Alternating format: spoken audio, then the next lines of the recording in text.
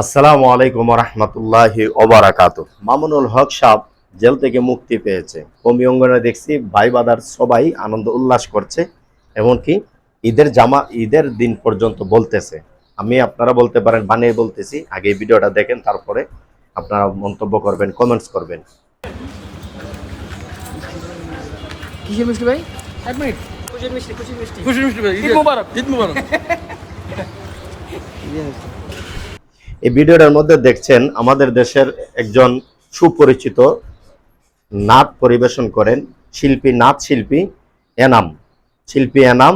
সে মিষ্টি মুখ করছে, অন্যদেরকেও মিষ্টি দিচ্ছে, ঈদ মুবারক বলছে। তাহলে দেখেন, আমরা তো দুজাহানের বাদশাহ যিনি নূরে মুজাসসাম শাফিউল নবীন রাহমাতুল্লিল আলামিন, দয়াল নবীজি যেই দিন আগমন করেছেন দুনিয়ায়, ওই দিন থেকে আমরা জশ্নে জুলুসে ঈদে মিলাদুন্নবী পালন করি। 12 রবিউল আউয়াল শরীফ, আমরা 12 রবিউল আউয়াল শরীফ জুলুস করি, নবীর আনন্দে মাহফিল করি, কোরআন তেলাওয়াত করি, মিলাদ শরীফ করি। আমাদেরকে গালিগালাজ করে, বেদাতি বলে, বিভিন্ন ভাষায় আমাদেরকে কথাবার্তা বলে।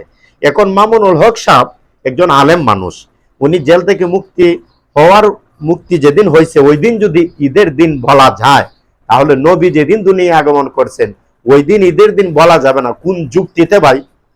প্রশ্নটা আপনাদের কাছে। মামুনুল হক সাহেব জেল থেকে মুক্তি পাইলে ঈদের দিন হয়ে যায়, মিষ্টি খাওয়া যায়, মিষ্টি মুখ করা যায়, রাস্তাঘাটে মিছিল করা যায়।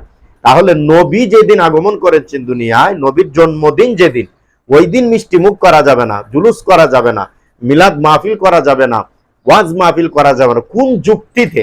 দলিল তো পরের কথা, আগে কোন যুক্তিতে বলেন? আপনারা মামুনুল হক সাহেবকে জেলের বাহিরে পাইয়া এত আনন্দ, ঈদের দিন মিষ্টি মুখ করতেছেন সবাই মিলে রাস্তাঘাটে। আমরা নবীকে পেয়ে আনন্দ উল্লাস করি, জুলুস করি, মিলাদ মাহফিল করি।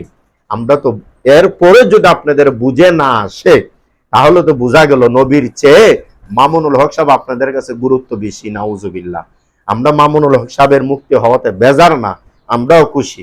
আমরা আল্লাহর দরবারে শুকরিয়া আদায় করেছি, আলহামদুলিল্লাহ। একজন আলেম মানুষ, ওনার বাবা সাইকুল হাদিস ছিলেন, উনি সাইকুল হাদিস দীর্ঘদিন জেলে বন্দী ছিলেন, মুক্তি পেয়েছেন।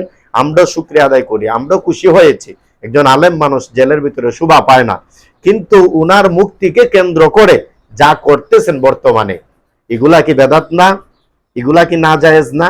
এই যে উনার মুক্তিকে কেন্দ্র করে ঈদ বানিয়ে ফেললেন, ঈদের দিন বললেন, ঈদ মুবারক বলতেছেন, মিষ্টি ভক্ষণ করতেছেন। আফসোস লাগে আপনাদের জন্য। আপনাদেরকে বিবেক বোধ বলতে কিছু নাই। নবীর আগমনের দিন, জন্মদিন জুলুস করলে আপনারা বেদাত ফতোয়া দেন, বন্ধ ফতোয়া দেন, আমাদেরকে গালিগালাজ করেন। আমরা বুঝে আসে না আপনারা কোন দিকে, কোন বিবেকে কি করতেছেন। আল্লাহ তাআলা সকলকে হেফাজত করুক, সকলকে হেদায়েত নসিব করুক, আমিন। দর্শক শ্রোতা যারা ভিডিওটা দেখছেন, ভুল বুঝবেন না।